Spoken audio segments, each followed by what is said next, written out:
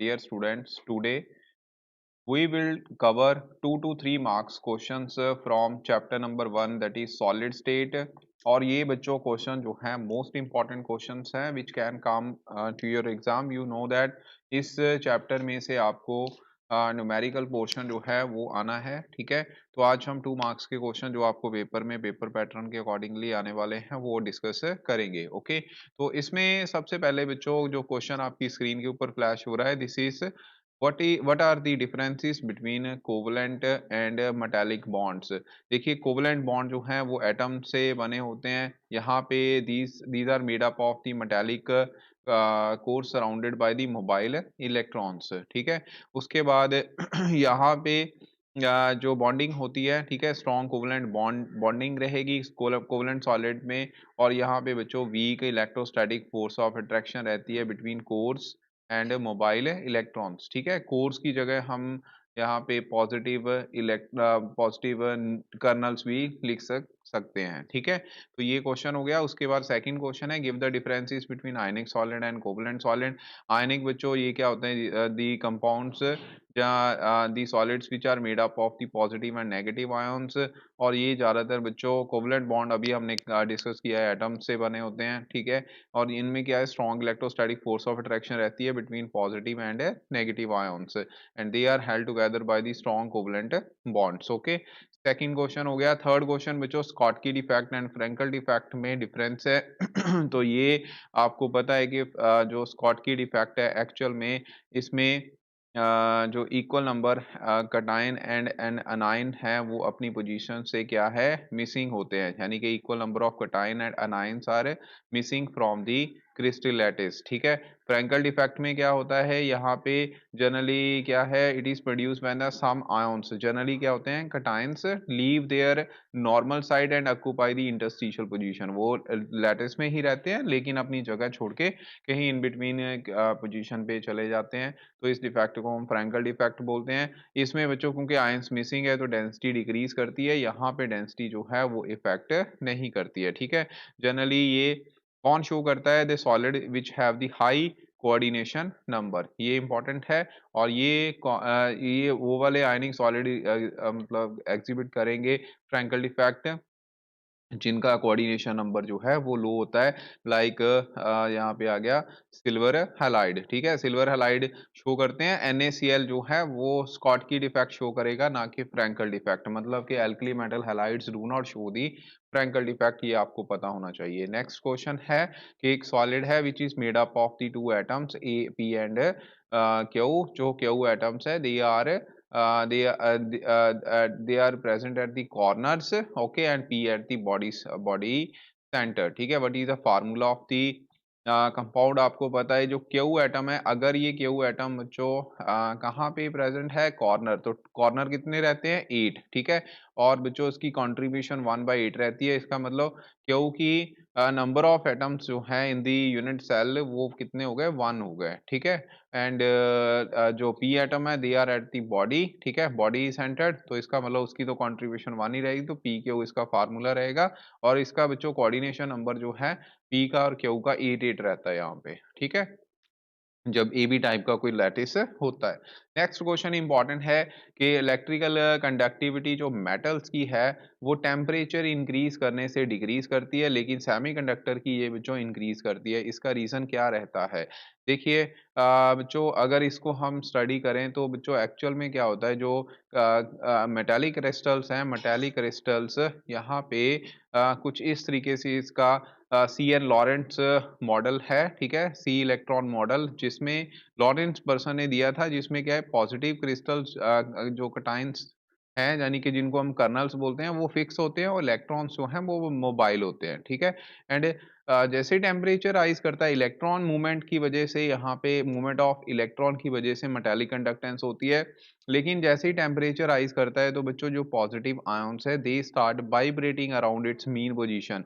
तो अपनी mean position के अराउंड ये वाइब्रेट करना शुरू कर जाते हैं, जिसकी वजह से फ्लो ऑफ इलेक्ट्रॉन जो है वो स्टॉप कर जाता है. ठीक है, तो जिसकी वजह से मतलब कि वहां पे हिंड्रेंस रहती है. ठीक है, वाइब्रेशंस के कारण इलेक्ट्रॉन को, तो इलेक्ट्रिकल कंडक्टिविटी डिक्रीज कर जाती है. लेकिन सेमीकंडक्टर में टेम्परेचर बढ़ने से ये इंक्रीज करती है, क्योंकि टेम्परेचर बढ़ने से नंबर ऑफ फ्री इलेक्ट्रॉन्स, वहाँ पे free electrons and positive ions जिसको हम होल्स बोलते हैं, तो वो उनकी मूवमेंट जो है वो, जहाँ फिर नंबर जो है नंबर उसका इंक्रीज कर जाता है। तो इंटरनल, क्योंकि इंटरनली इलेक्ट्रॉन जो है with the rise in temperature वो रिलीज करते हैं। ओके, तो जितने ज़्यादा नंबर ऑफ आयंस होंगे उतनी ज़्यादा कंडक्टिविटी होगी इन केस ऑफ सेमीकंडक्टर। लेकिन मेटालिक कंडक्टर में टेम्परेचर बढ़ने से इलेक्ट्रिकल कंडक्टिविटी यानी कि मेटालिक कंडक्टिविटी डिक्रीज करती है। ठीक है, next find out the total number of atoms per unit cell in a simple cube. ये तो बच्चों इजी है, ये आपको आता ही होगा, अभी हमने किया ही है। 8 कॉर्नर्स है यहाँ पे। ठीक है, 1 2 3 4 5 6 7 8, कॉन्ट्रीब्यूशन 1/8। ओके, तो 8 इंटू 1/8 कितना बन गया? 1 बन गया। Okay, next is differences between crystalline and amorphous solid. Amorphous solid actual में है क्या? ये वो सॉलिड होते हैं जिसमें कोई डेफिनेट पैटर्न नहीं रहता है, डेफिनेट अरेंजमेंट ऑफ एटम्स नहीं होती है। ठीक है, जैसे कि इसमें एग्जांपल है ग्लास, रबर, प्लास्टिक। ओके, तो ये जो सारे अमॉर्फस सॉलिड्स होते हैं। ठीक है, और इन दोनों में डिफरेंस क्या है? जो क्रिस्टलाइन सॉलिड है ये लॉन्ग रेंज ऑर्डर होता है इनका, इनका होता है शॉर्ट रेंज ऑर्डर, यानी कि जो पर्टिकुलर प्रॉपर्टीज है वो एक शॉर्ट रेंज ऑर्डर फॉलो करती हैं। ठीक है, मतलब कि बोल सकते हो जैसे कि मान लो आपके पास इसको समझना है तो कटाइनिक कटाइन अनाइन ऐसे बच्चों क्रिस्टलाइन सॉलिड है मान लो आपके पास। ठीक है, तो इसमें जो ऑर्डर रहेगा, अगर आप सीधी बात बोलें तो ये इस सीरीज में अगर आप जाते हो इस डायरेक्शन में, सारे नेगेटिव आयंस मिलेंगे। ठीक है, इस डायरेक्शन में आपको सारे के सारे पॉजिटिव आयंस मिलेंगे। ओके, और अगर आप इस डायरेक्शन में जाते हो तो सारे पॉजिटिव नेगेटिव एक ऑर्डर रहता है, तो इसीलिए इसको बोलते हैं हम लॉन्ग रेंज ऑर्डर। लेकिन अमॉर्फस सॉलिड में ऐसा नहीं होता है, वहां पे पैटर्न जो है वो क्या है? डिसऑर्डर रहता है। ठीक है, अरेंजमेंट जो है अलग अलग डायरेक्शन में, अलग अलग पार्टिकल्स की अलग अलग डायरेक्शन में जो अरेंजमेंट है एटम्स की होती है। ठीक है, और क्रिस्टलाइन सॉलिड के शार्प मेल्टिंग पॉइंट है, यहाँ पे sharp melting point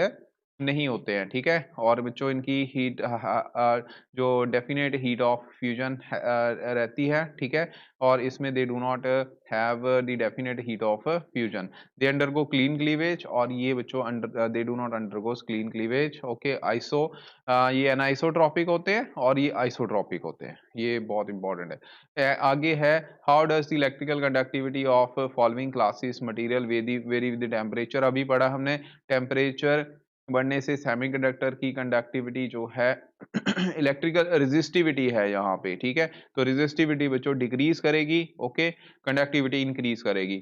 metallic conductor की रेजिस्टिविटी बढ़ती है, रेजिस्टिविटी बढ़ेगी तो कंडक्टिविटी डिक्रीज करेगी। सुपर कंडक्टर में भी सेम ही कंसेप्ट रहता है, टेम्परेचर बढ़ने से इलेक्ट्रिकल रेजिस्टिविटी इंक्रीज करती है, कंडक्टिविटी डिक्रीज करती है। ठीक है, नेक्स्ट बच्चों रेडियस रेशो क्या है? रेडियस रेशो होती है size of cation over size of अनायन, और ये रेडियस रेशो से आप क्या प्रिडिक्ट कर सकते हो? We can predict the coordination number. ठीक है, कोऑर्डिनेशन नंबर जो है हम प्रिडिक्ट कर सकते हैं, उसके लिए ये रेशो रहेगी।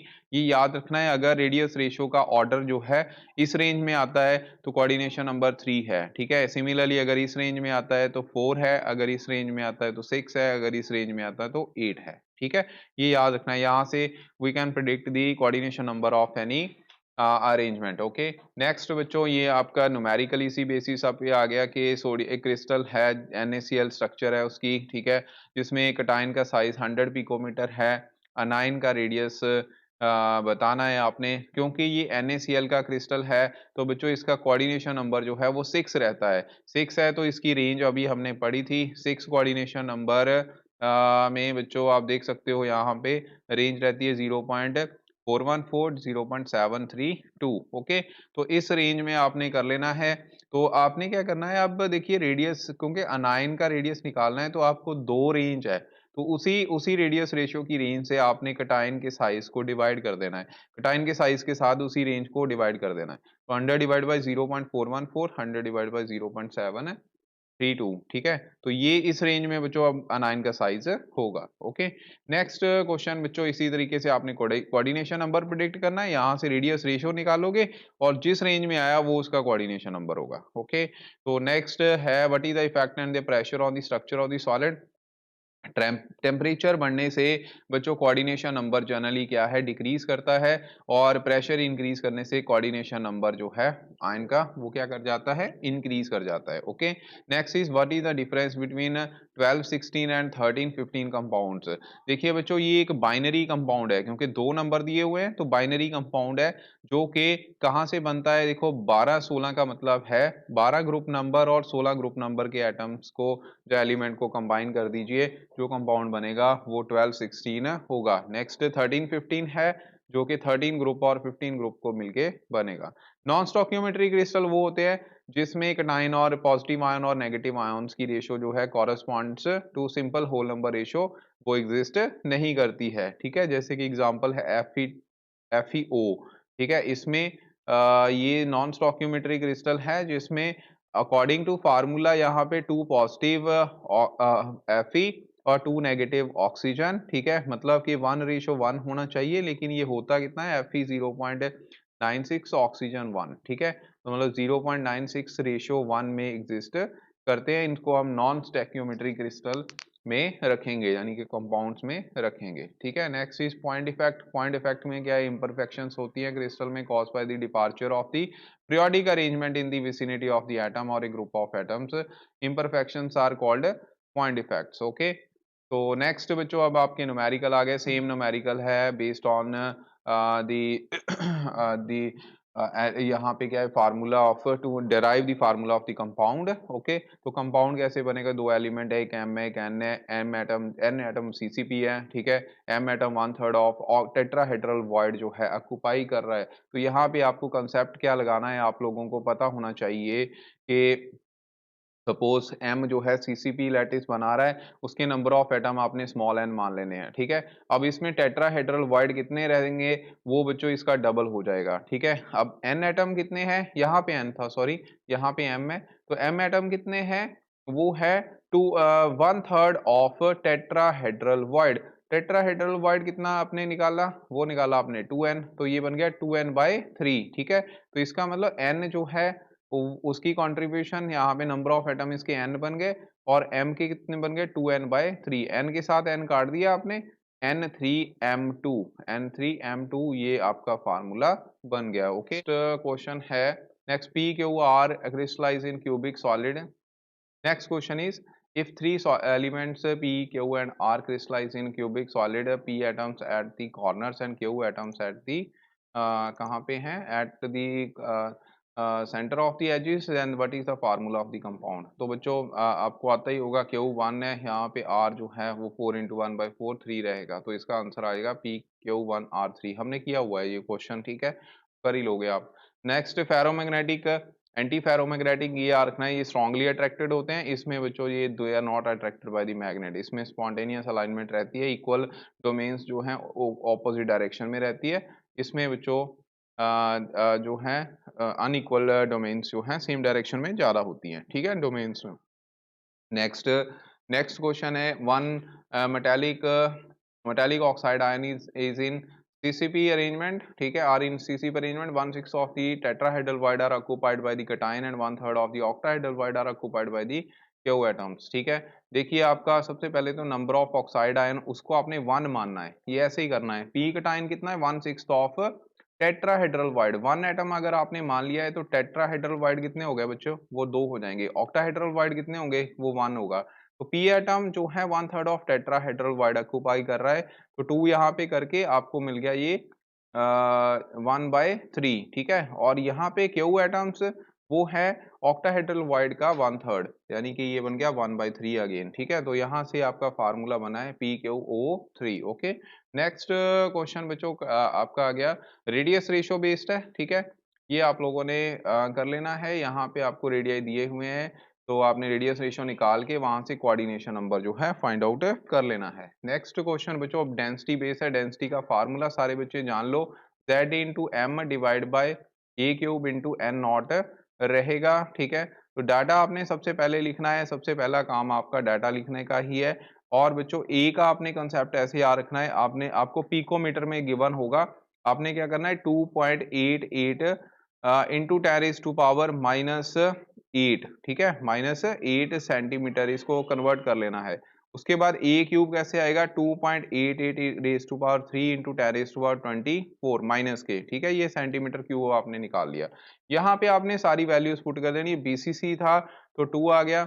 ए एटॉमिक मास आपको 51.7 गिवन है, डिवाइड बाय यहाँ पे Avogadro number 6.022 into 10 raise to power 23 रहेगा, और ये आ जाएगा 2.88 raise to power 3 into 10 raise to power minus कितना आ जाएगा 24, ठीक है। 24 को आपने 23 के साथ इसको काट दो, यहाँ पे 10 रेज टू पावर -1 आ गया, ये ऊपर मल्टीप्लाई कर दो 10 के साथ, ठीक है। इसको आपने सॉल्व कर लेना है, डेंसिटी की वैल्यू जो है आपको मिल जाएगी, ठीक है। सिमिलरली बच्चों नेक्स्ट न्यूमेरिकल है, इसमें आपने z निकालना है, तो बाकी सारा डाटा आपको गिवन है। इसको इसको यहाँ पे जैसे किया है ऐसे नहीं करना, इसको थोड़ा सा मैंने जैसे इलेबोरेट कर दिया आपको, उस वे से आप करना, वो आपके लिए इजी रहेगा। मतलब आप लोगों ने क्या करना है, आपने यहाँ पे जो मैंने अभी आपको बताया है इसमें आप क्या करोगे कि आपके पास डाटा लिखा, ए कितना है, ए देखिए आपने लिखना है 4 into 10 raise to power -8 centimetre, इसका ए क्यूब निकाल लीजिए 64 आ जाएगा, और इसका 24 यहाँ पे सेंटीमीटर क्यूब रहेगा, ये आप पहले निकाल लो, ठीक है। और डेंसिटी आपको गिवन है, आप वैल्यू पुट करो और आपको z जो है मिल जाएगा। उसके बाद आपको यहाँ पे रेडियस ऑफ एलिमेंट दिया हुआ है, उसके लिए एफसीसी का मैंने आपको रिलेशन बताया था कैसे याद करना है। सिंपल क्यूब के लिए आपने 1 स्क्वायर रूट इक्वल 2r कर देना है। बीसीसी एफसीसी के लिए आप क्या है यहाँ पे 4r कर दोगे और स्क्वायर रूट 2 इंटू ए कर दोगे, और बीसीसी के लिए square root A equal to 4r। ये तीनों रिलेशन आ गई, सिंपल क्यूब, एफसीसी, बीसीसी, ठीक है। तो आपने ये रिलेशन लगाना है और यहाँ से आपने फिर आर की वैल्यू जो है वो निकाल लेनी है, ये आपको पता ही है कितना है, ठीक है। नेक्स्ट बच्चों सिमिलरली ये न्यूमेरिकल आ गया, ठीक है। इसमें आपने डेंसिटी निकालनी है तो डेंसिटी निकल जाएगी, सिर्फ इसका इसका इशू है, इसको आपने सॉल्व कर लेना है। 2.9 into 10 raise to power -24 centimetre cube, 2.9, ठीक है। ये बस आपने याद रखना है। नेक्स्ट ये डेंसिटी का आपने किया हुआ है, आप आराम से कर सकते हो, एटॉमिक मास निकालना है, किया हुआ है वैसे भी यहाँ पे, ठीक है, आप देख सकते हो। नेक्स्ट न्यूमेरिकल भी बच्चों इसमें वॉल्यूम निकालना है यूनिट सेल का, ए क्यूब, ठीक है। ए क्यूब का मतलब यहाँ पे आपने ए क्यूब की फॉर्म में ही आंसर निकाल देना है, ठीक है। वॉल्यूम ऑफ यूनिट सेल यानी कि ए निकालने की जरूरत नहीं है एज लेंथ, बिकॉज आपको पता है वॉल्यूम ए क्यूब होता है, तो फार्मूले में भी एक्चुअल में z into M divide by A cube ही रहता है, ठीक है। तो एन नॉट यहाँ पे रहेगा, तो ए क्यूब मतलब वॉल्यूम ही है उसका, ओके। इस तरीके से भी पूछा जा सकता है। नेक्स्ट बच्चों डेफिशिएंसी डिफेक्ट है ड्यू टू कैटायनिक वैकेंसीज, ठीक है, ये आपको पता हो। एफ सेंटर के बारे में पता हो, इंटरस्टिशियल साइट्स के बारे में आप लोगों को पता होना चाहिए, ठीक है। नेक्स्ट ये भी बच्चों आपने न्यूमेरिकल ही है, ये न्यूमेरिकल आप लोगों ने ही करना है, इजी है न्यूमेरिकल, ठीक है, वो हो जाएगा। नेक्स्ट ये इंपॉर्टेंट है, tungsten element crystallizes in BCC lattice, calculate the number of unit cell in 1.5 gram of tungsten, atomic mass उसका दिया हुआ है। तो Z यहाँ पे 2 है, number mass of the 1 unit cell of the tungsten 2 into 184 divide by this one, ठीक है। तो 1.5 ग्राम ऑफ टंगस्टन ये में निकालना है, तो इसके साथ आपने मल्टीप्लाई कर देना है, ओके। तो आपको नंबर ऑफ यूनिट सेल मिल जाएंगे, ठीक है जी। तो डियर स्टूडेंट्स नेक्स्ट हमारा क्वेश्चन है कि copper crystallizes in FCC unit cell of the cube, calculate the number of unit cell in 12 gram of copper, atomic weight given है, ठीक है। N nought Z is equal to 4 है, ए is equal to 63.5 है, ठीक है। Mass of the one unit cell आपको given है, वो आपने फाइंड आउट कर लेना है। उसके बाद 12 ग्राम के लिए निकालना है, तो 12 से आपने इसको मल्टीप्लाई कर देना है। इसका फैक्टर ध्यान से देखना, ये एवोगैड्रो नंबर ऊपर आएगा, बाकी ये फैक्टर नीचे आएगा, ठीक है, तब आपने नंबर ऑफ एटम्स निकालने हैं। नेक्स्ट बच्चों एवोगैड्रो नंबर ही निकालना है इसमें, ठीक है, ये भी हो जाएगा, डेंसिटी इसमें गिवन है। नेक्स्ट ये भी इंपॉर्टेंट क्वेश्चन है कि potassium crystallize in BCC lattice, calculate the number of unit cell in 1 gram of potassium, A की वैल्यू गिवन है, जेड की वैल्यू गिवन है, ठीक है। मास ऑफ 1 यूनिट सेल वो आप निकाल लो, ठीक है। उसके बाद नंबर ऑफ यूनिट सेल निकालने के लिए इसका रिवर्स कर दो, ठीक है, इसका रिवर्स कर देना है, तो आपका आंसर निकल जाएगा, ठीक है। बाकी बच्चों आप डेंसिटी के न्यूमेरिकल ही हैं सारे के सारे, ठीक है।